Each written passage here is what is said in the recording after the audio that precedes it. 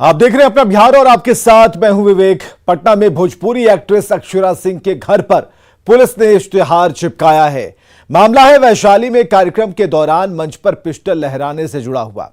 अक्षरा सिंह पिछले साल नवंबर में पूर्व विधायक मुन्ना शुक्ला के घर एक कार्यक्रम में पहुंची थीं, जहां अक्षरा सिंह के कार्यक्रम के दौरान फायरिंग हुई और इस मामले में मुन्ना शुक्ला, उनकी पत्नी और पूर्व विधायक अनु शुक्ला के साथ मुन्ना शुक्ला के बॉडीगार्ड और अक्षरा सिंह के खिलाफ केस दर्ज किया गया था। सभी आरोपियों ने इस मामले में बेल ले लिया, लेकिन अक्षरा सिंह ने बेल नहीं लिया। अब समय रहते कोर्ट में हाजिर नहीं होने पर अक्षरा सिंह को गिरफ्तार भी किया जा सकता है। हालांकि इस मामले में अक्षरा सिंह की तरफ से अभी तक बयान नहीं आया है।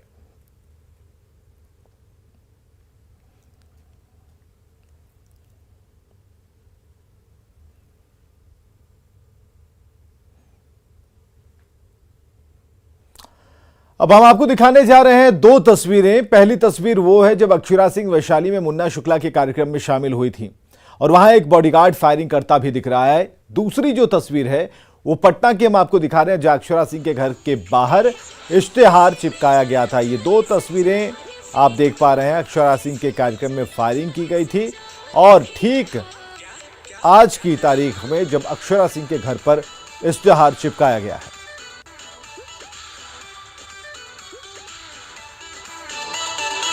दिखते हैं कैसे पहचाना जाए सच्चा और फेक को, कैसे पहचाना जाए सच्चा।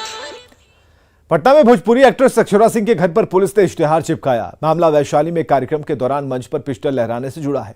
अक्षरा सिंह पिछले साल नवंबर में पूर्व विधायक मुन्ना शुक्ला के घर एक कार्यक्रम में पहुंची थीं, जहां अक्षरा सिंह के कार्यक्रम के दौरान फायरिंग हुई थी और इसी मामले में मुन्ना शुक्ला, उनकी पत्नी और पूर्व विधायक अनु शुक्ला के साथ मुन्ना शुक्ला के बॉडीगार्ड अक्षरा सिंह के खिलाफ केस दर्ज किया गया था। सभी आरोपियों ने बेल ले लिया, लेकिन अक्षरा सिंह ने बेल नहीं लिया। अब समय रहते कोर्ट में हाजिर नहीं होने पर अक्षरा सिंह को गिरफ्तार किया जा सकता है। हालांकि इस मामले में अक्षरा सिंह ने अभी तक कोई बयान नहीं दिया है। एक कहावत है, जाकुरा के साइयां मार सके ना कोई, जो भागलपुर में कहलगांव स्टेशन पर एक बार फिर देखने को मिली। कहलगांव स्टेशन पर मौत को मात देने का एक खतरनाक वीडियो सामने आया है। शॉर्टकट के चक्कर में एक यात्री ट्रैक पर उस वक्त बुरी तरह फंस गया जब वो रुकी हुई मालगाड़ी के नीचे से पार करने की कोशिश करने लगा। तभी अचानक गाड़ी खुल गई और इसके बाद उसकी जान आफत में आ गई। लेकिन एक पल भी गंवाए बिना इस व्यक्ति ने ट्रैक पर लेटकर जान बचाने में अपनी भलाई समझी, जिससे पूरी ट्रेन उसके ऊपर से गुजर गई और उसने मौत को मात दे दी। न्यूज़ 18 की अपील है कि आप रेलवे ट्रैक पर ऐसी गलती ना करें।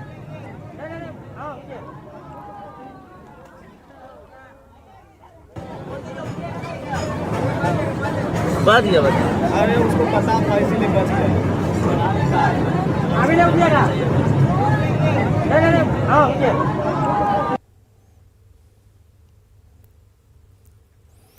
समस्तीपुर से बड़ी खबर है, जहां अपराधियों ने दो लोगों को गोली मार दी। गोली मारकर रुपयों की लूट की गई है। रुपए लूटने के बाद अपराधी फरार हो गए हैं। मथुरापुर पुल के पास लूट की घटना को लुटेरों ने अंजाम दिया है। अपराधियों ने दो लोगों को गोली मारी है। समस्तीपुर से इस वक्त की बड़ी खबर, जहां गोली मारकर रुपयों की लूट की गई है और मथुरापुर पुल के पास की घटना है।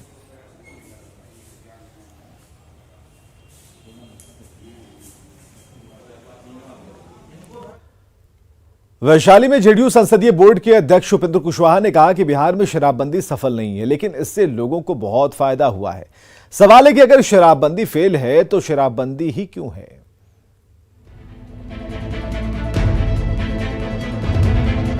सरकार के सिर्फ करने से शराबबंदी कभी सफल हो सकता है? सीधे हम लोग कह देंगे एकदम सफल हो गए, सफल नहीं है।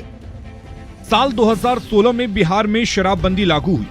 कुछ दिनों तो खूब वाहवाही होती रही, लेकिन साल 2 साल में ही सवाल उठने लगे कि क्या शराबबंदी फेल हो गई।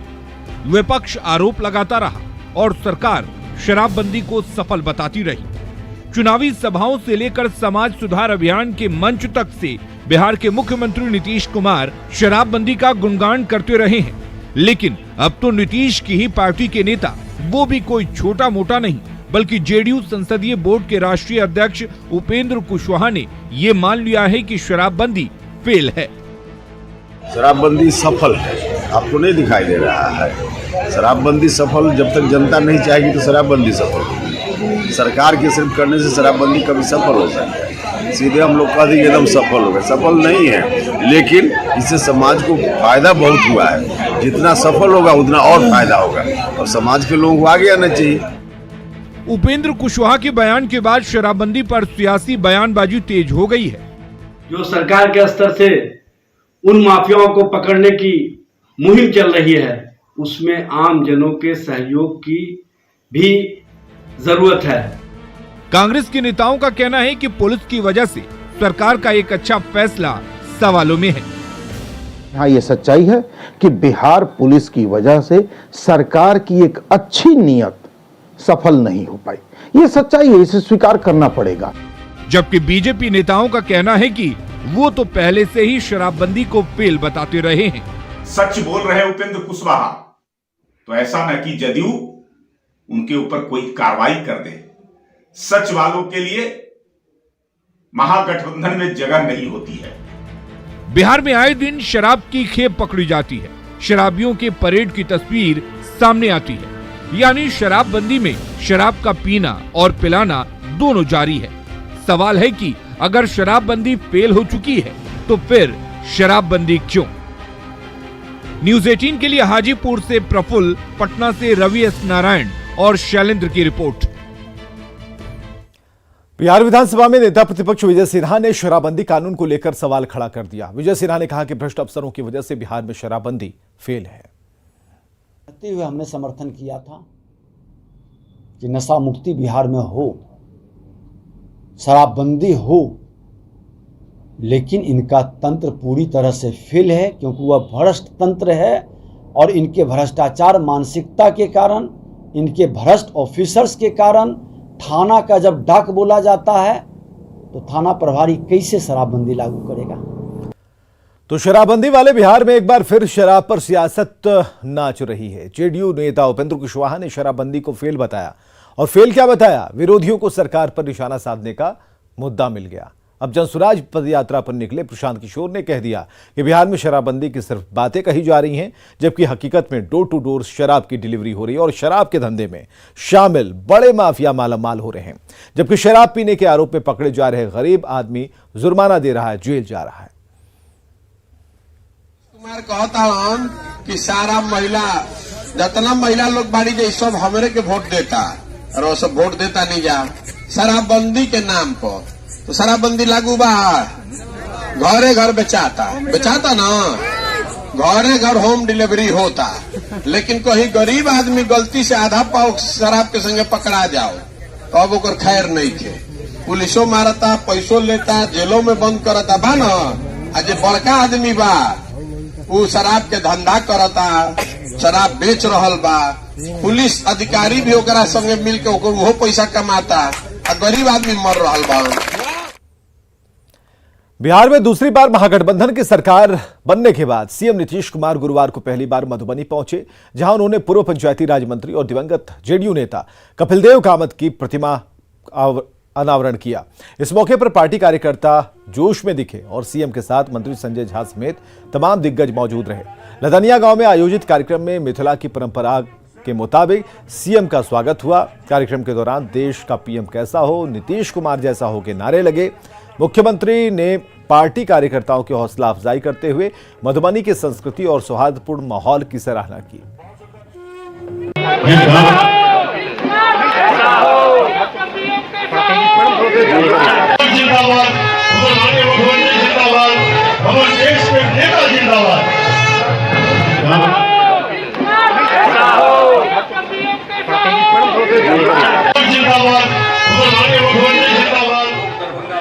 सिमरिया घाट के कल मुख्यमंत्री जी अपने सिमरिया घाट जाकर तो जते काज करवा छे सब इंस्ट्रक्शन तो द केलखिन केना घाट बनते केना काज हेते ई जाकर तो देख लेकिन अब बगल में नेपाल है, लेकिन बात यह है कि सब कुछ तो आप तो हिंदुस्तान के है ना, इस देश के बारे में सोचना है, तो इस देश के बारे में सोचना। और यहाँ से जो विकास हो रहा है तो इसका कितना बड़ा फायदा, इसलिए इन सब चीजों का पूरा काम करिए। तो हर तरह से सब लोग काम करिए और आप सब लोगों का सहयोग चाहिए, समर्थन चाहिए और आपस में जो हमने कह दिया तो बिल्कुल प्रेम और भाईचारे के साथ रहिएगा ना, ठीक से काम करिएगा, जरा हाथ उठा के बता दीजिए। कृषि प्रधान राज्य बिहार में किसानों के आर्थिक हालात बदलने के लिए बिहार सरकार 3 कृषि रोड मैप बना चुकी है और अब चौथे कृषि रोड मैप बनाने की तैयारी में है। चौथे कृषि रोड मैप बनाने से के लिए सरकार पहले किसानों से मिलेगी, फिर कृषि रोड मैप तैयार करेगी। न्यूज 18 की टीम ने किसानों से जानने की कोशिश की कि आखिर उनकी समस्या क्या है और वे सरकार से क्या चाहते हैं।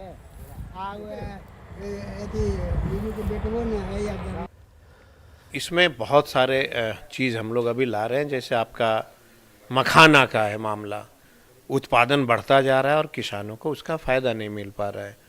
27-28 तारीख को हमने एक सेमिनार रखा है बापू सभागार में, जिसमें हमने दुनिया भर के लोगों को बुलाया है और हम चाहते हैं कि मखाना के उत्पादन में ज़्यादा से ज़्यादा स्टोरेज की व्यवस्था, नई जो है इंस्ट्रूमेंट की व्यवस्था, चूँकि अभी उसका मशीन पूरे अभी मखाना का कोई मशीन नहीं आया है तोड़ने के लिए, तो हम लोगों ने कई साइंटिस्टों को लिखा है कि उसकी तीसरा कृषि रोड मैप का कार्यकाल खत्म हो जाएगा और चौथे कृषि रोड मैप बनाने की तैयारी बिहार सरकार कर रही है, कृषि विभाग कर रहा है। इस वक्त हम आपको तस्वीर दिखा रहे हैं एक खेत की, और इस बार कृषि मंत्री ने बयान दिया है कि इस बार का जो कृषि रोड मैप बनाया जाएगा वो किसानों के बीच में जाया जाएगा। अधिकारी जाएंगे, जो संबंधित विभाग के अधिकारी है वो जाएंगे, सरकार किसानों के बीच में जाएगी, मंत्री भी जाएंगे किसानों के बीच में और उन्हीं से जानेंगे कि कृषि रोड मैप जो बनाना, बिहार सरकार जो चौथा कृषि रोड मैप बनाने की तैयारी कर रही है, किसानों को क्या चाहिए, कैसा कृषि रोड मैप बने ताकि किसानों को इसका फ़ायदा हो सके। कृषि रोड मैप बनता है सरकार की तरफ से, लेकिन किसानों को जितना फ़ायदा होना चाहिए वो नहीं हो पाता है। तो इस बार सरकार ने तय किया है किसानों के बीच में जाएगी सरकार और उनके फीडबैक से रोड मैप बनाया जाएगा, कृषि रोड मैप बनाया जाएगा। हमारे साथ कुछ किसान हैं, इससे चलते हम खेत में पहुंचे हैं, उन्हीं के बीच में पहुंचे और उन्हीं की जुबानी जानते हैं। क्या नाम है आपका? शशिकांत सिंह। अच्छा शशिकांत जी, क्या चाहते हैं कि इस बार कृषि रोड मैप कैसा होना चाहिए, क्या चाहते हैं सरकार से? हम लोग के सब चीज़ समय पर मिलना चाहिए, सुविधा होना चाहिए, लाइन बत्ती जितना है, बीज, ये सब व्यवस्था होना चाहिए। अभी ये सब की दिक्कत है? अभी तो तत्काल लाइन तो है लेकिन अब थोड़ा सा खेत उत में जाने के लिए लाइन पोल की व्यवस्था नहीं है, ये सब दिक्कत है। तो सिंचाई की व्यवस्था हो, बिजली की व्यवस्था हो और मतलब जो सरकार के अनुदान वाला जो अनाज, जो बीज मिलता है या खाद मिलता है वो उपलब्ध आसानी से हो सके। यही सब समस्या अगर सब दूर हो जाएगा तो किसान को बहुत फायदा होगा। जो पानी, बिजली और फसल का जो है उचित मूल्य मार्केट तक के हमको मिलना चाहिए, रेट अच्छा मिले। हाँ अच्छा हाँ। और क्या दिक्कत हो रहा है अभी दिक्कत है कि हम लोग के बीज नहीं मिल पाता है और खाद का भी समय पर हो जाता है प्रॉब्लम। ये सब सुविधा होना चाहिए हम लोग। कई सारे ऐसे फैसले किए हैं जिसका फायदा किसानों को मिल रहा है, पूरी तरीके से नहीं मिल रहा है। तो इस बार जब चौथा कृषि रोड मैप बनाने की तैयारी सरकार की तरफ से की जाएगी तो इस बात का खास ख्याल रखना होगा कि किसानों के हित को देखते हुए और किसानों को जो चाहिए उसके लिए जमीनी स्तर पे उनके बीच में जब तक अधिकारी और सरकार नहीं पहुंचेगी तो चौथा कृषि रोड मैप बनाने से भी बहुत ज़्यादा फायदा नहीं होने वाला है। लेकिन किसानों के सामने जो बेसिक समस्या है उस समस्या हमने आपको बताने की कोशिश की है और हमारी उम्मीद है कि सरकार भी किसानों की समस्या को देख समाधान जरूर निकालेगा। आनंद अमृतराज, न्यूज 18 नेटवर्क, संपतचक। बिहार के सबसे बड़े राजनीतिक परिवार से जुड़ी एक खबर हम आपको बताने जा रहे हैं। ये खबर बीमार चल रहे आरजेडी अध्यक्ष लालू प्रसाद से जुड़ी है। लालू प्रसाद को उनकी बेटी ने ही किडनी देने का फैसला किया है।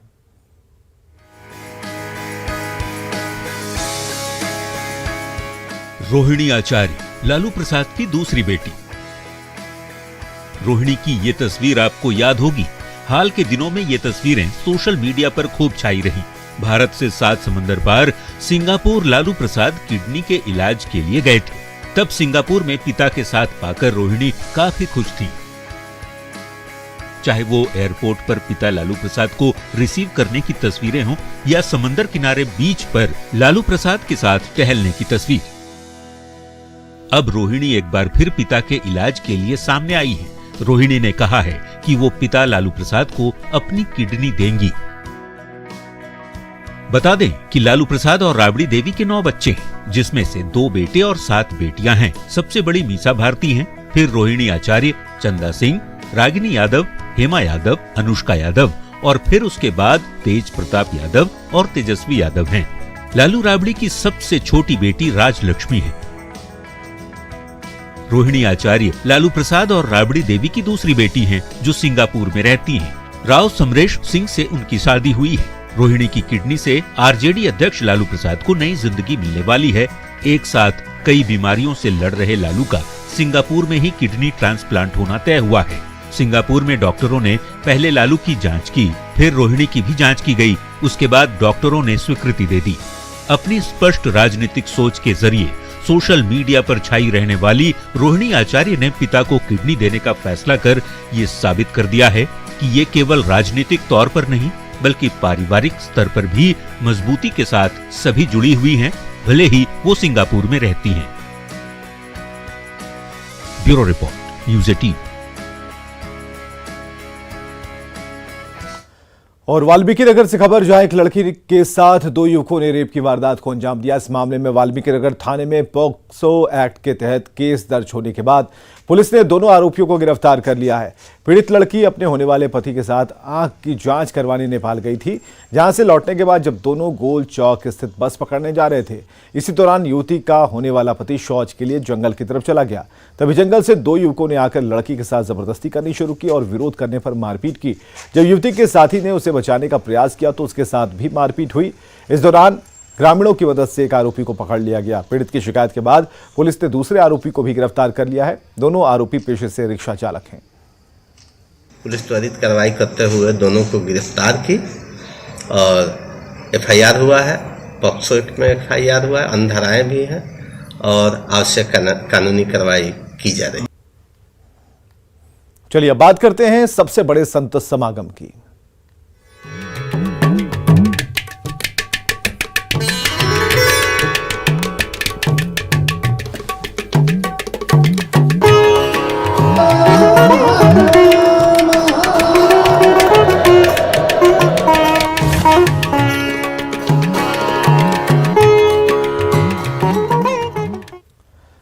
बक्सर में 15 नवंबर तक चलने वाले लक्ष्मी नारायण यज्ञ में मेले का रंग देखते बन रहा है। बच्चों के पारंपरिक खिलौने, बांसुरी, घिरनी, गुब्बारे से लेकर मेले की लोकप्रिय मिठाइयों में जलेबी अलग ही एहसास करा रही है। तो मेले में सजने वाली श्रृंगार की दुकान भी महिलाओं को खूब लुभा रही है।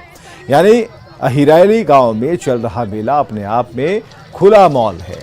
और सबसे खास है इस मेले में बिक रहा प्रसिद्ध बनारस वाला झुमका, जो सिर्फ 15 रुपए में मिल रहा है। यानी कि इस मेले में हर किसी के लिए कुछ ना कुछ खास है। जायजा लिया पुष्पराज ने। बक्सर के हिरौली धाम में शुरू हुए लक्ष्मी नारायण महायज्ञ के दूसरे दिन आज भारी संख्या में श्रद्धालु पहुंचे हैं और जो दुकानदार हैं, जो छोटे व्यवसायी हैं, उन्होंने अपना व्यवसाय भी खोल दिया है। आप देख सकते हैं कि नज़ारा जिस तरह से है, लोग बक्सर से हिरौली धाम पहुंच रहे हैं और यहाँ पर तमाम दुकानें बाहर सज गई हैं।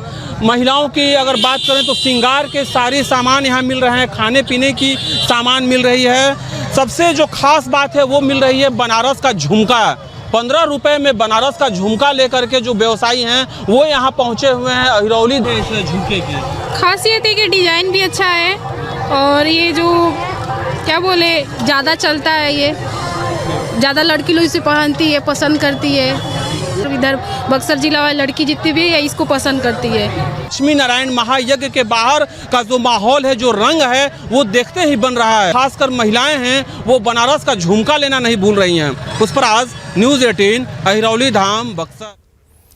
भगवान राम का सारण जिले से गहरा रिश्ता है। ऐसा कहा जाता है कि रिविलगंज के गौतम स्थान में भगवान राम ने अहिल्या का उद्धार किया था और वहां से जनकपुर जाते समय मशरक के बरवा घाट में अपने पैर धोए थे। लिहाजा यहां आज भी कोड़ धोवन मेला की परंपरा कायम है। कार्तिक पूर्णिमा का स्नान करने के बाद लोग यहां पर पैर धोने के लिए आते हैं। कार्तिक पूर्णिमा के बाद लगने वाला ये मेला काफी प्रसिद्ध है। रामचंद्र जी सीता माता के साथ आए थे और इस बरवा घाट नदी में अपना पैर धोए थे, जो बहुत दिनों से प्रचलन होता आया है। गंगा नहान के बाद लोग आते हैं यहाँ पैर धोने। पटना विश्वविद्यालय छात्र संघ चुनाव के लिए प्रचार तेज हो गया। उम्मीदवार छात्रों के पास पहुंच रहे हैं और अपने पक्ष में वोट देने की अपील कर रहे हैं। पटना विमेंस कॉलेज की छात्राओं का कहना है कि उनके लिए सुरक्षा सबसे बड़ा मुद्दा है। पटना विश्वविद्यालय छात्र संघ चुनाव में नॉमिनेशन करने के बाद अब विभिन्न छात्र संगठनों के जो उम्मीदवार हैं अब कैंपेनिंग में निकल पड़े हैं। यानी दिन हो या फिर रात हो, लगातार कैंपेनिंग करते हुए नजर आ रहे हैं। इस वक्त पटना के नागेश्वर कॉलोनी में देख सकते हैं कि किस तरह से जो उम्मीदवार हैं वो वोट मांगने के लिए पहुंचे हैं। अलग अलग एजेंडा है सभी का और छात्राओं को मोटिवेट करते हुए नजर आ रहे हैं। ये सभी छात्राएं पीडब्ल्यूसी की हैं और देख सकते हैं कि जो संगठन के जो कार्यकर्ता हैं या उम्मीदवार हैं वो किस तरह से वोट मांग रहे हैं। किस संगठन से हैं आप? CYSS आम आदमी पार्टी की छात्र इकाई है ये। अच्छा। जी। क्या एजेंडा है आपका? एजेंडा वुमेन सेफ्टी है, यूनिवर्सिटी की जो प्रॉब्लम्स है वो है सबसे ज्यादा, तो चूंकि महिलाओं के बीच में तो महिला सुरक्षा की ही बात करना ज्यादा। चलिए, कुछ छात्राएं हैं यहाँ पर जो समझ रही हैं, आपने पर्चा भी देख लिया है। अच्छा, क्या लग रहा है इस बार क्या मुद्दा होना चाहिए आपके हिसाब से? सबसे बड़ा तो वुमेन सेफ्टी, और हम लोग पूरा प्रयास करेंगे कि ये जीते, क्योंकि ये अच्छा कर रही है और आगे भी करेंगे, इतना ट्रस्ट है हम लोग को। मुद्दा क्या होगा आपका? मेरा मुद्दा यही वुमेन सेफ्टी। क्या इश्यू होगा आपका? एजेंडा क्या होगा इसका? एजेंडा हमारा ये है कि लड़कियों की जो सेफ्टी हो सबसे पहले प्रायोरिटी है हमारी, बिकॉज हम एक लड़की और हमारी यूनिवर्सिटी में बहुत सारी लड़कियां हैं, बॉयज के कंपेयर में गर्ल्स बहुत ज्यादा है और हम लोग चाहते हैं कि गर्ल्स आगे आए। छात्राएं हैं यहाँ पर, पीडब्ल्यूसी के स्टूडेंट हैं आप, पहली बार वोट करेंगी आप? हाँ बिल्कुल, हम लोग पहली बार। एक्साइटमेंट कितना है? छात्र संघ चुनाव में भाग लेंगी आप? ऑफ कोर्स बहुत ज्यादा एक्साइटमेंट है, हम लोग पहली बार भाग ले रहे हैं, मतलब वोट देने वाले इस बार।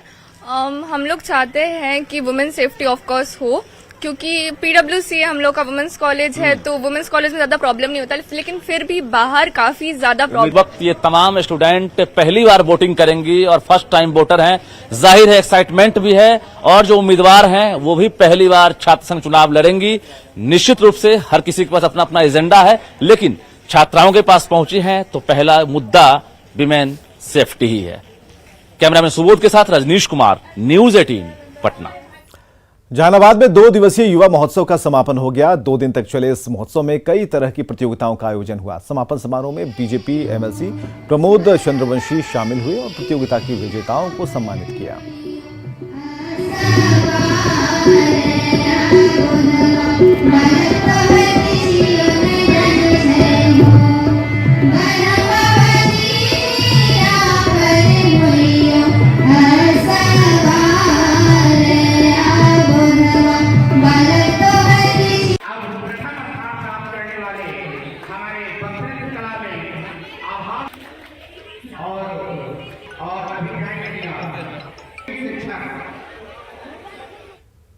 और आगे देखिए जोहार झारखंड।